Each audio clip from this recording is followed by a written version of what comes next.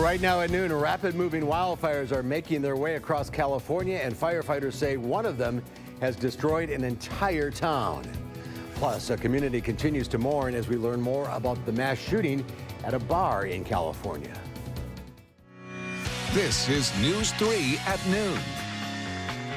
Good afternoon, everyone. I'm Mark Kane. Thanks for tuning in to News 3 on this Friday afternoon. We'll get to those stories in a bit, but first, let's head over to the Weather Center. Meteorologist Chris Reese has a look at our first alert forecast. I saw you playing in the snow during the morning show. Yeah, I had to take an opportunity to do it. You see, it's every opportunity you have to make it a good Friday, and that's what we're still going to do, although things will turn blustery as we go through the afternoon. Here's a live look outside right now. It actually shaped up to be not too bad after the snow moved out this morning. We are seeing at least a little bit in the way of some sunshine out there. Temperature-wise, we're sitting at 29 degrees right now, rather chilly. Winds coming out of the northwest at 16 miles per hour there. Here's the deal. Current wind speeds are still going pretty strong, and as we go through the afternoon, wind chills are going to continue to pick up. So right now, wind chills are in the teens, but let's zoom things out across the upper Midwest, and we already see some areas with wind chills below zero. That area is moving down towards south central Wisconsin later on tonight, so things will get rather chilly. We are also watching this little batch of moisture working its way on into town from the La Crosse area. That could increase the chances for at least some flurries as we go through the afternoon and evening. But Mark, of course, I'll have the full forecast coming up in a few minutes about how long we see the cold, how long or how cold we'll get going through the weekend as well. But I do think we'll see some milder temperatures eventually. That's good, because we've lost about a month here. It's like middle of December already. Yeah, we jumped right into winter, but I do think fall will come back for a little bit. All right, thank you, Chris. Topping our news today, 3 large wildfires are burning in California. One burning near Sacramento destroyed an entire town called Paradise. 2 other fires are burning near Los Angeles. Firefighters say the wind is making it hard to get control of these fires. More than 75,000 homes are under evacuation orders in Los Angeles and Ventura counties. I hope people got up. I woke up, all my neighbors, got them out of bed. Next thing you know, their house is on fire. I saved their lives. Firefighters fear some people may have died overnight in these fires because of how quickly they grew. ISIS is claiming responsibility for a terror attack in Australia today.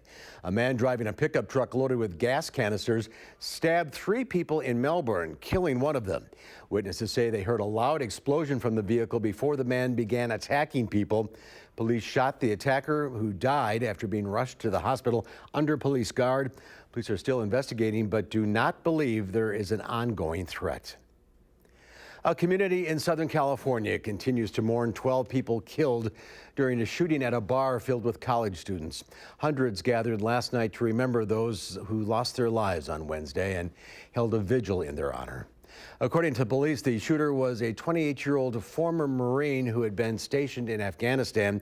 Police say he used a gun with an illegal extra-capacity magazine, first shooting the security guard outside the bar.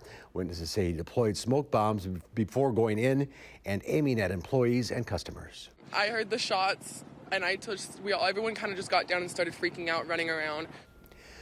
The shooter had a run-in with law enforcement earlier this year. Neighbors heard yelling and screaming and crashing inside his home, so they called police, and a crisis response team was called in.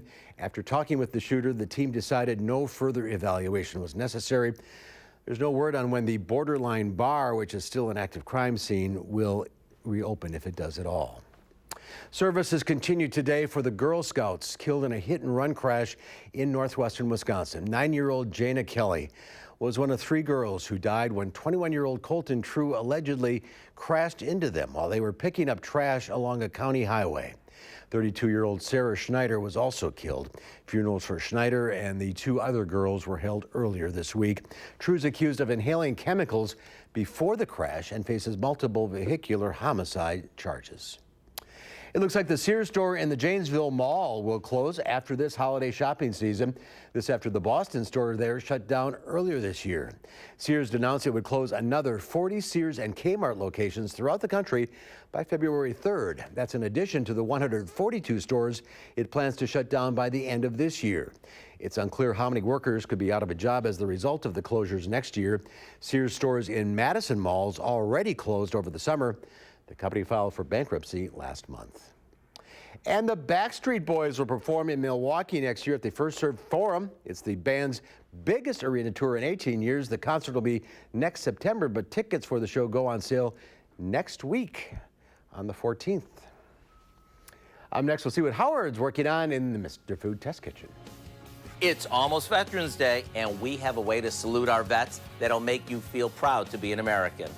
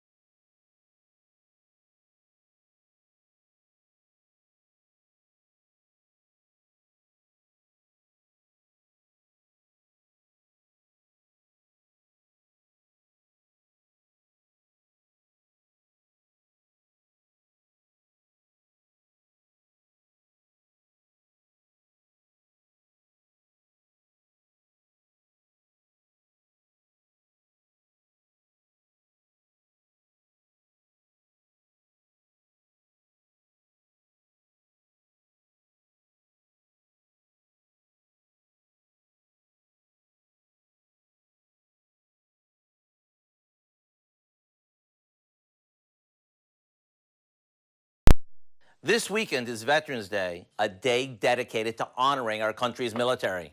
And for those of you who are enlisted or who have served, I want to thank you. Because without you, the world would be a very different place. So rather than making dinner just for your family, I thought it would be a good idea if I shared a recipe that would be nice to take over to a veteran's house as a way to say thank you for all they've done. All we do is mix together some cooked elbow macaroni with some chunked up cooked chicken, a good amount of shredded cheddar cheese, a can of cream of chicken soup, a bit of mayo, some milk, and a little salt and pepper.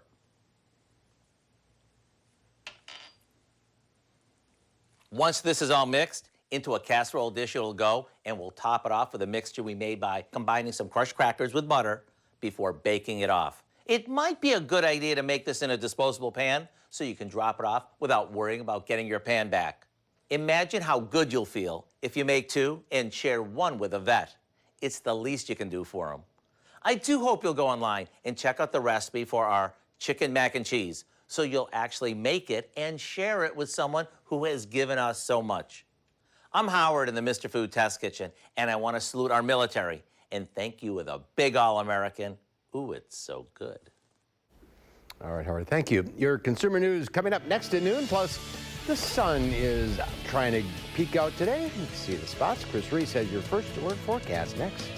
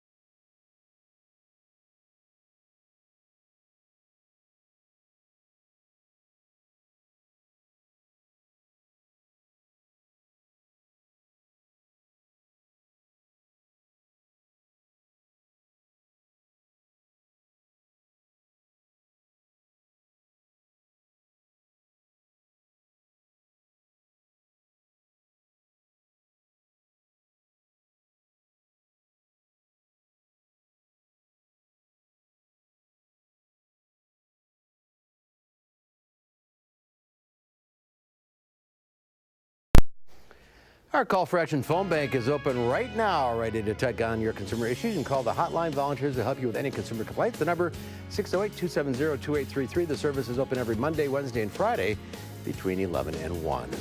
Well, the government is trying to stop kids from using electronic cigarettes, and there are restaurants across the country that are honoring veterans this weekend. Here's Diane King-Hall with today's Money Watch report. The Food and Drug Administration is expected to impose curbs on e-cigarette sales over concerns about a surge in vaping by children and teenagers. The FDA is expected to announce a ban on the sale of most flavored e-cigarettes in convenience stores and gas stations. It is also expected to impose age verification rules for online sales.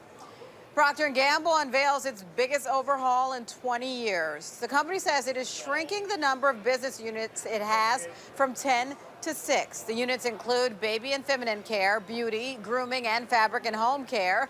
Well-known brands like Pampers, Tide, and Gillette will fall under one of these divisions. Meanwhile, mortgage rates shot up to a 7-year high this week. According to lending giant Freddie Mac, the average rate on a 30-year fixed home loan climbed to 4.94%, and the 15-year, which is a popular refinancing option, rose to 4.33%. Restaurants across the country are picking up the tab for veterans this Sunday. Buffalo Wild Wings is offering veterans a free order of boneless or traditional wings and a side of fries. At Krispy Kreme, vets can receive a free coffee and donut. At Dunkin', that offers a free donut of any flavor. And Chili's is letting veterans select a free entree from a list of 8 options. And that's your CBS Money Watch report. For more, head to cbsmoneywatch.com. At the New York Stock Exchange, I'm Diane King-Hall. Diane, thank you. The Dow Industrial is down 221 points at the noon hour. The NASDAQ down 137. Q106 Farm Director Pam Yankee out of the radio barn today. So here are your farm numbers.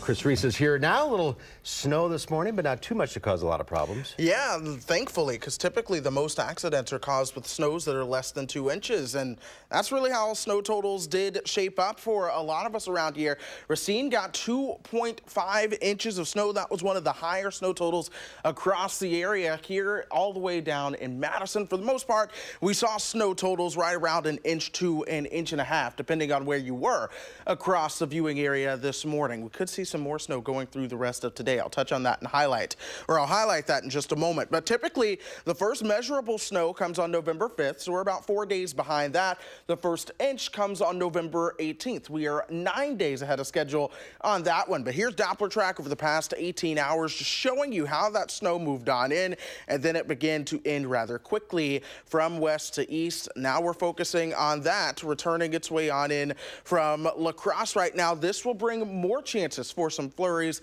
and some snow showers as that works its way towards the south and east. That could bring some additional light accumulation, but I'm not expecting anything like what we saw earlier today. For the most part, that will be flurries, but temperatures are still below freezing. Winds out of the northwest at 16 miles per hour. That means that wind chill is really going to be something to focus on. So here are temperatures across the state right now. 29 in Madison, 32 for our friends down in Rock County, 29 in Watertown as well. Black River Falls coming in at 25. We zoom things out. We're in the teens across the upper Midwest as well. 21 in the Twin Cities, 18 in Austin, 17 in Fairmont. This is what happens, however, once you factor in the wind. Wind chills for a lot of folks up to our north and west are in the single digits. 7 is the wind chill in the Twin Cities. 0 The wind chill in Morris, Minnesota right now. Our wind chill here in Madison is at 17. But as we put things in motion, you'll see how things begin to drop. By 6 o'clock, we'll see wind chills that are in the single digits. That will be lasting all night long. Here we are by tomorrow morning.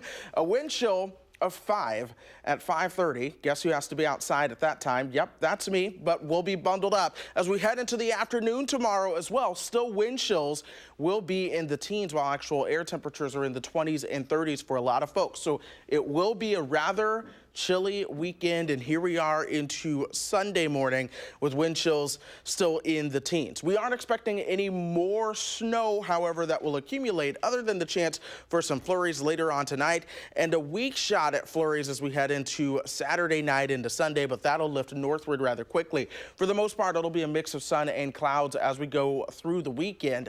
Here's that shot of cooler air, though, that's controlling our weather. That begins to lift out. Then we'll have a reinforcing shot of colder air as we head towards Tuesday. Once that lifts out, it's a little bit of a milder pattern that we'll see coming into our picture. Finally, we'll get a little bit more seasonable air coming into our picture. That means temperatures will become closer to average as we go through the next 7 to 10 days, but still ultimately staying below average as a whole around here. So as we go through the next 7 to 10 days, an alert day today, we can drop the alert day at that point now that the snow has begun to end. But we're going to be staying breezy tonight and through the weekend. Additional breezy days next week as well, but temperatures will be staying in the 30s and 40s for highs, teens and 20s for lows. A few slight flurry chances, but for the most part, the weather pattern is cold but quiet before we begin to mild things up beyond the next 10 days. Well, we keep going long enough, we'll hit the average because the average keep going down. Yeah, that is true. We will hit the average, but we will hope that we don't stay below average after that. At that It's point. a little early for this much cold. It really is, and I think we'll balance things back out as we go through the next couple weeks before more cold shots. All right. We'll be right back with Angie Horkin from the Wisconsin Beef Council. She has some great soup recipes for this cold weather. We'll be right back.